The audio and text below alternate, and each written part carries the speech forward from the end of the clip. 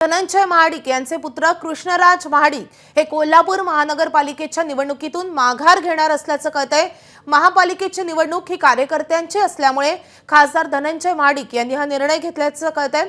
प्रभाग क्रमांक 3 मधून कृष्णराज महाडिक यांनी कालच उमेदवारी अर्ज दाखल केलेला होता, मात्र आता एका दिवसातच त्यांनी या निवडणुकीतून माघार घेण्याचं ठरवलेलं आहे। कृष्णराज महाडिक यांनी विधानसभा निवडणुकीसाठी देखील तयारी केलेली होती, मात्र त्यांना तिकीट मिळालेलं नव्हतं।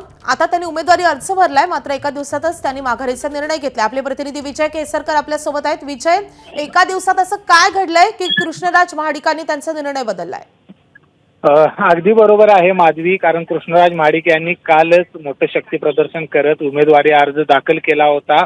मात्र महानगरपालिका जिल्हा परिषदा ही कार्यकर्त्यांची निवडणूक आहे। कार्यकर्त्यांना या ठिकाणी न्याय देणं खूप गरजेचं आहे आणि अशावेळी लोकप्रतिनिधींच्या घरामधील व्यक्ती त्या निवडणुकीमध्ये नको आणि हाच विचार करून खासदार धनंजय महाडिक यांनी हा उमेदवारी अर्ज किंवा निवडणुकीच्या रिंगणातून माघार घेण्यासंदर्भातला निर्णय आहे तो घेतलेला आहे आणि कार्यकर्त्यांना या ठिकाणी संधी देण्याचा निर्णय आहे तो देखील धनंजय महाडिक यांनी घेतलेला आपल्याला पाहायला मिळत आहे। म्हणजे खासदारकी आपल्या घरात आहे, त्याचबरोबर जे चुलत भाऊ अमल महाडिक हे देखील आमदार आहेत आणि त्यामुळं या निवडणुकीमध्ये कार्यकर्त्यांना कुठेतरी पुढे ठेवायचं, कार्यकर्त्यांना बळ देण्याचं या उद्देशाने या ठिकाणी धनंजय महाडिक यांनी निर्णय घेतलेला आहे आणि स्वतःच्या मुलाला या ठिकाणी निवडणुकीच्या रिंगणापासून थांबवलेलं आहे।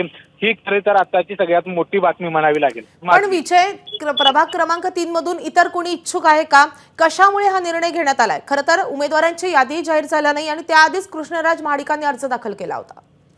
अगदी बरोबर आहे, कारण भाजपनं काही जे काही महत्वाचे उमेदवार आहेत की ज्यांची उमेदवारी फायनल होऊ शकते अशांना उमेदवारी अर्ज भरण्यासंदर्भात सांगितलं होतं। मात्र भाजपकडे इच्छुकांची संख्या इतकी प्रचंड आहे, प्रत्येक मतदारसंघामध्ये जवळपास 20-30 इच्छुक आहेत ते या ठिकाणी आपल्याला पाहायला मिळतात आणि अशा वेळी जर घरातील उमेदवार दिला तर कार्यकर्त्यांच्यावर कुठेतरी अन्याय होऊ शकतो आणि म्हणूनच कार्यकर्त्यांना बळ देण्यासाठी धनंजय महाडिक यांनी हा निर्णय घेतलेला आहे आणि त्या प्रभाग क्रमांक 3 मधून आता कार्यकर्त्याला निवडणुकीच्या रिंगणात उतरवणार आहेत।